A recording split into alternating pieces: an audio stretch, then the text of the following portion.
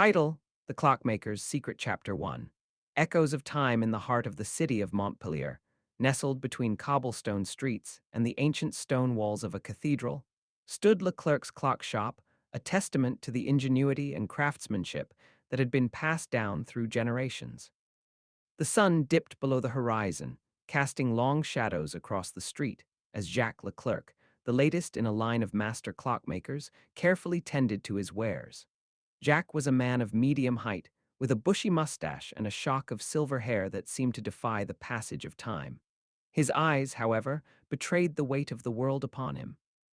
The clock shop had been in his family for centuries, and yet it was barely scraping by.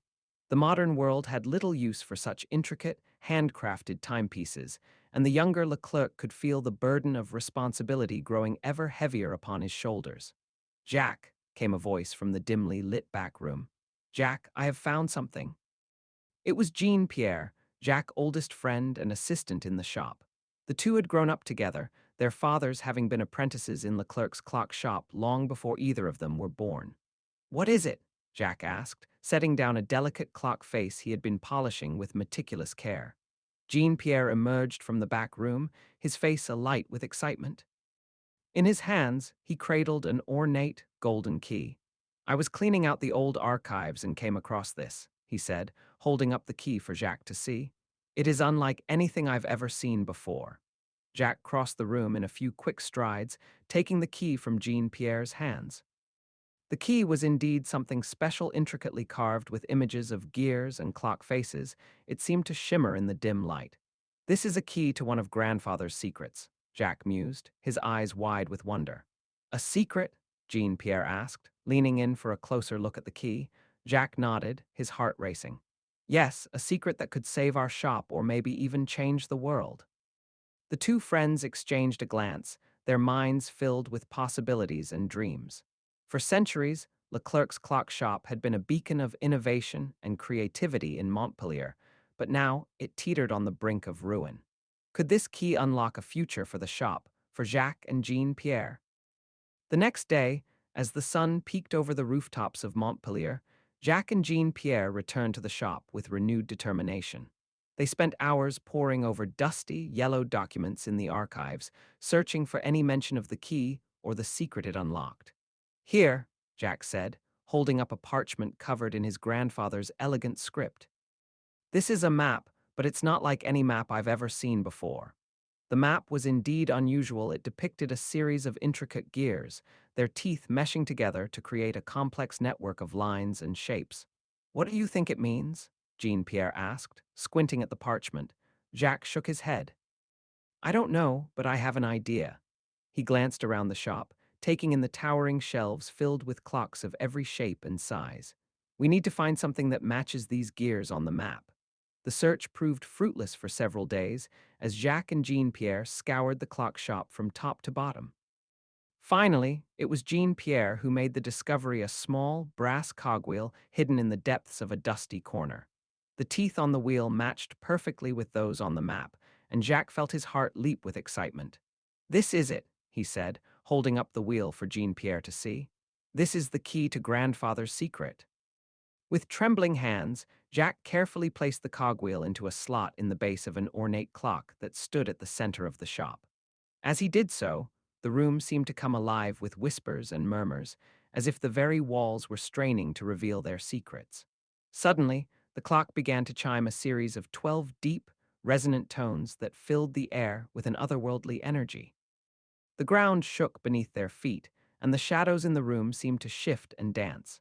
Jack and Jean Pierre stared at each other in wide-eyed wonder as the mysterious force within the clock began to reveal itself. From the depths of the clock emerged a swirling vortex, its surface shimmering with iridescent light.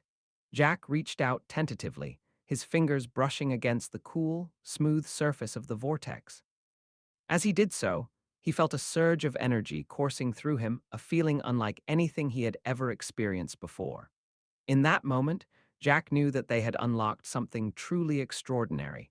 But as the vortex began to fade, he also sensed a darkness lurking at its heart, a sinister force that threatened to consume them all. The secret of Leclerc's clock shop was more than they could have ever imagined. It was a key to the very fabric of time itself, and with that key came great power and great danger. As Jacques and Jean-Pierre stared into the depths of the vortex, they knew that they had only just begun their journey. The secret of Leclerc's clock shop had been awakened, and now it was up to them to uncover its true purpose and to ensure that it didn't fall into the wrong hands. For in the heart of Montpellier, an ancient and powerful force lay dormant, waiting for someone brave enough to wield its power and perhaps change the course of history forever. Chapter 2. The mysterious visitor, the sun, had just begun its descent beyond the horizon, casting long shadows over the quaint cobblestone streets of Montpellier, when a peculiar event unfolded within the modest clockmaker's shop on Rue des Drapiers. A figure cloaked in an ancient-looking mantle strode purposefully through the half-open door, his breath visible in the brisk evening air. The bell above the door jingled softly as it closed behind him, a sound that echoed through the quiet shop like a ghostly reminder of the visitor's arrival.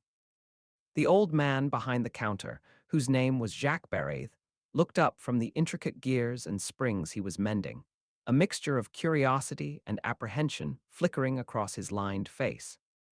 He had spent most of his life in this shop, watching the comings and goings of the townsfolk, but never before had a stranger like this one crossed its threshold. The stranger's eyes were hidden beneath the shadow of his hood, but Jack could see that they shone with an intensity that belied his mysterious appearance. He stepped forward cautiously, his hands reaching for a small, ornate clock that hung on the wall behind the counter. The pendulum swung gently as he spoke, his voice low and measured. "Good evening," he said in French, his words clipped and precise. "I have come seeking your expertise." Jack regarded him coolly for a moment, unsure whether to trust this enigmatic figure. He had heard tales of travelers who sought out the finest craftsmen in their journeys, but there was something about this man that set him apart from the others. "Of course," Jack finally replied, his voice betraying none of the trepidation he felt inside. "What can I do for you?" The stranger produced a small wooden box from within the folds of his cloak and placed it carefully on the counter. It was ornately carved, with intricate patterns that seemed to dance in the flickering light of the oil lamp. Jack's curiosity was piqued, and he opened the box with trembling hands. Inside lay a clock unlike any he had ever seen. The mechanical heart that beat within its gilded frame pulsed with an energy that seemed almost alive. The numbers on the face of the clock were inscribed with gold leaf, and each hour hand moved independently from the minute hand. Jack could feel the clock's power humming through his fingertips as he examined it, a strange sensation that sent a shiver down his spine. "This is no ordinary clock," the stranger said, his voice barely above a whisper. "It was crafted by a master clockmaker who disappeared many years ago, leaving behind only this enigmatic timepiece and a cryptic note." Jack's eyes widened as he read the note, its words written in an ancient script that spoke of hidden truths and secret knowledge.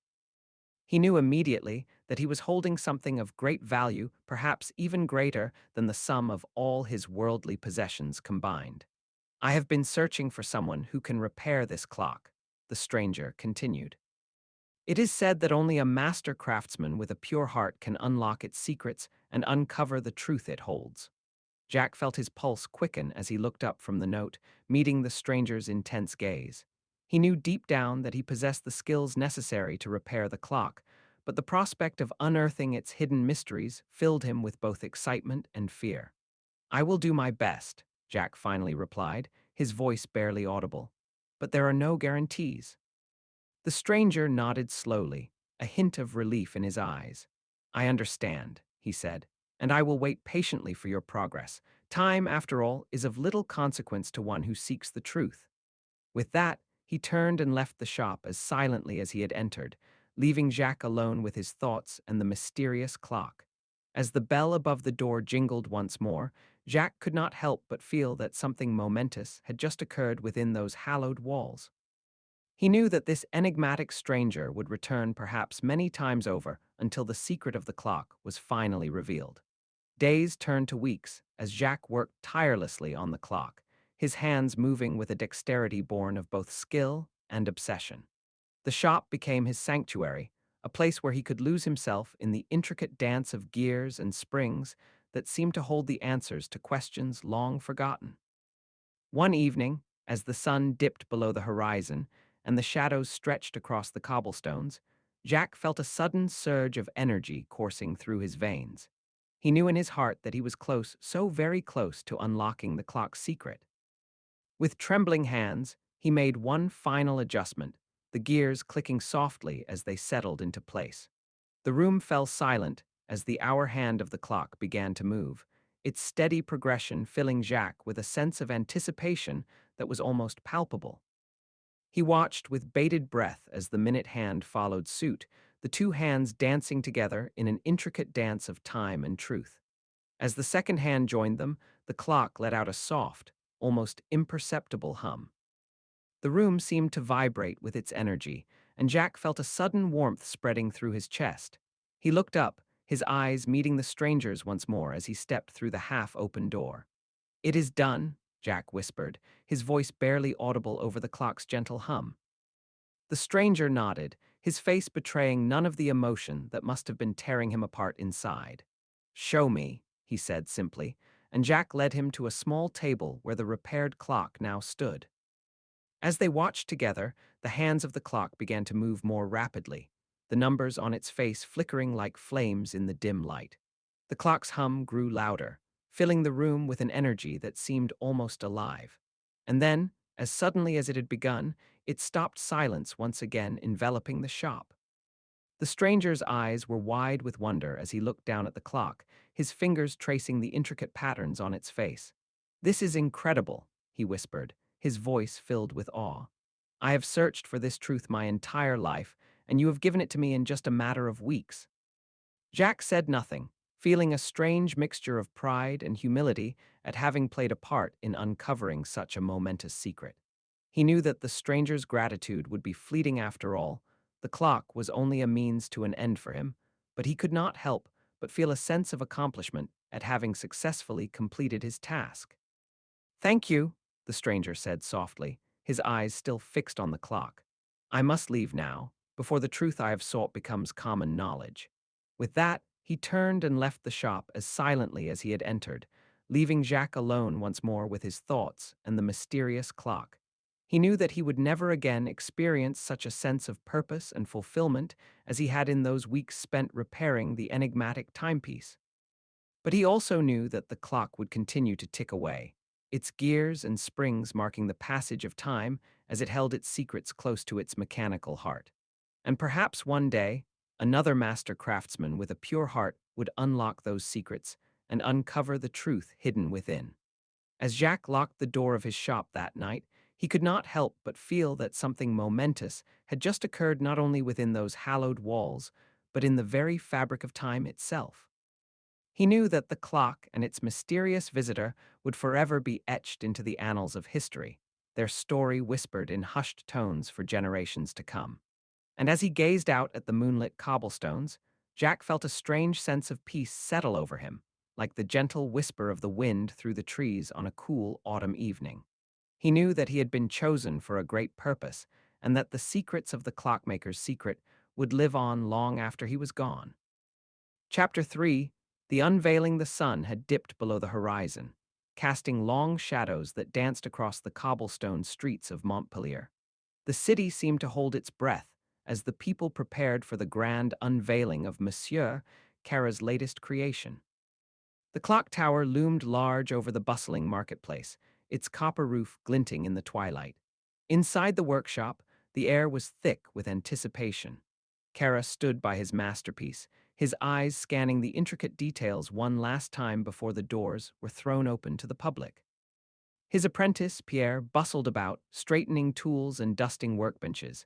The scent of freshly cut oak and the familiar ticking of the workshop clock filled the room. "Monsieur Kara," Pierre called out, breaking the silence. "The guests are arriving." Kara took a deep breath, his hands trembling slightly. He had poured his heart and soul into this creation, and he couldn't help but feel a sense of vulnerability as he prepared to share it with the world. "Very well," he said, forcing a smile. "Let them come." As the first guests trickled in, Kara could feel the weight of their expectations pressing down on him.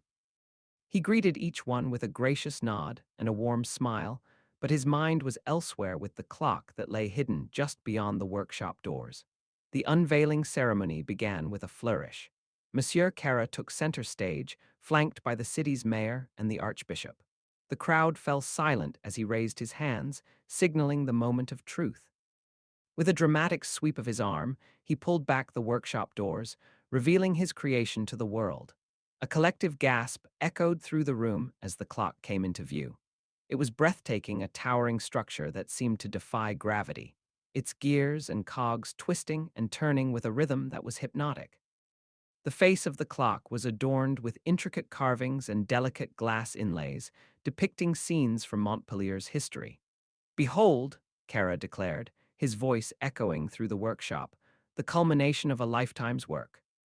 The crowd stood transfixed, awestruck by the beauty and complexity of the clock. But as Kara stepped closer to inspect it, he couldn't shake the feeling that something was amiss. The gears seemed to be moving ever so slightly out of sync, and a faint, eerie hum emanated from within the mechanism.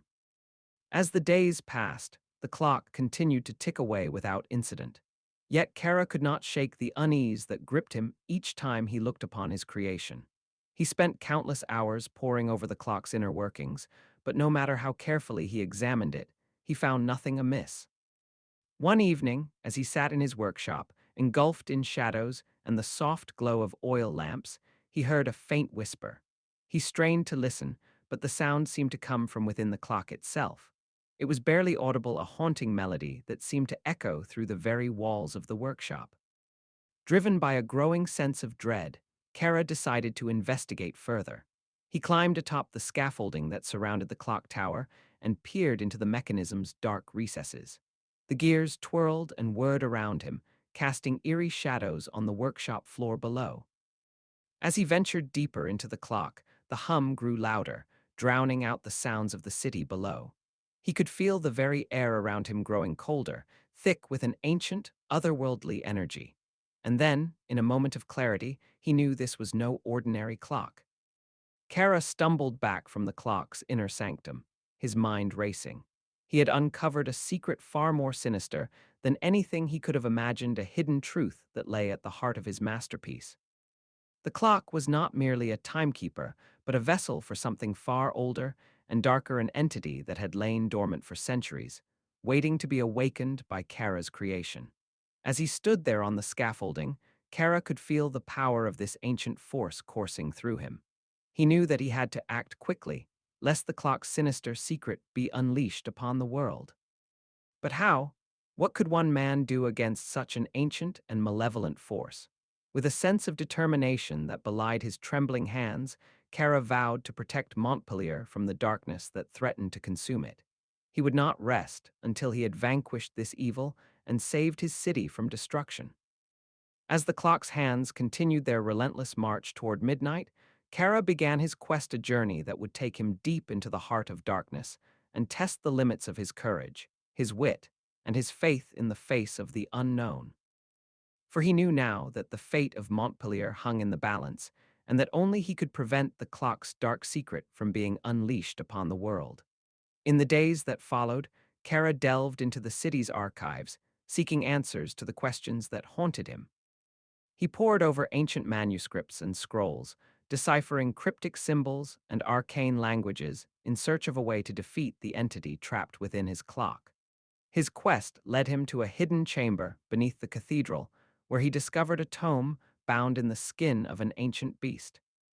The Book of Shadows spoke of a powerful artifact, a talisman known as the Key of Time, that held the power to bind the entity within the clock and prevent it from wreaking havoc upon the world.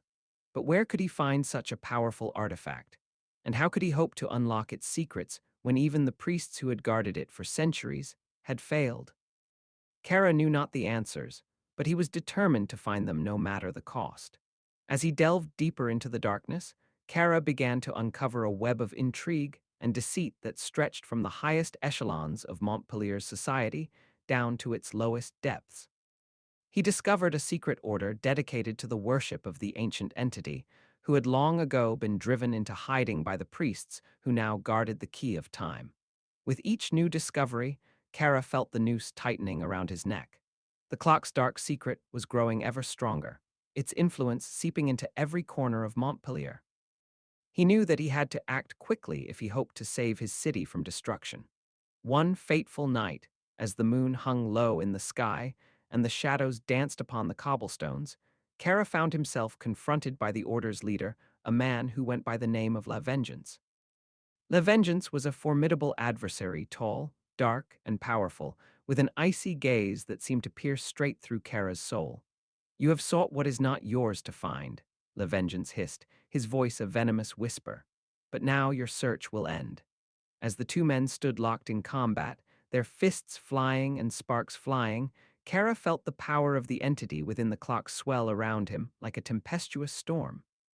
He knew that he was fighting not just for his own survival, but for the very soul of Montpellier itself. With a final, desperate lunge, Kara managed to disarm La Vengeance and seize the key of time from his grasp. As he held the talisman in his trembling hands, he could feel the ancient power coursing through him like a bolt of lightning. He knew now what he must do. He would use the key of time to bind the entity within the clock and save Montpellier from destruction. With the key in hand, Kara returned to the workshop and climbed atop the scaffolding once more. The clock tower loomed before him, its gears spinning wildly as the entity within fought to break free. Kara's heart raced as he inserted the key of time into a hidden slot on the clock's face. The air around him crackled with energy, and the very walls seemed to tremble in anticipation. With a final, desperate effort, Kara pulled the key, unleashing a torrent of power that enveloped him like a shroud. The gears within the clock ground to a halt, and the haunting hum fell silent. As the darkness receded, Kara stood there on the scaffolding, his chest heaving with exhaustion but his spirit unbroken. He had done it. He had saved Montpellier from destruction and bound the entity within the clock for all eternity. In the days that followed, Kara was hailed as a hero by the people of Montpellier. They celebrated him as a man who had saved their city from certain doom, and they thanked him for his bravery and determination in the face of the unknown. And as he stood there amidst the cheers and applause, Kara knew that he had found something far more precious than any artifact or talisman, a sense of purpose, and a connection to something greater than himself. He had faced the darkness within the clock and emerged triumphant, and he knew now that he would never again be the same man. For he was no longer just a watchmaker, he was a hero, a savior, a guardian of the light against the encroaching darkness. And as long as there were shadows to be vanquished and mysteries to be unraveled, Kara would continue his quest, a journey that would take him ever deeper into the heart of darkness and test the limits of his courage, his wit, and his faith in the face of the unknown.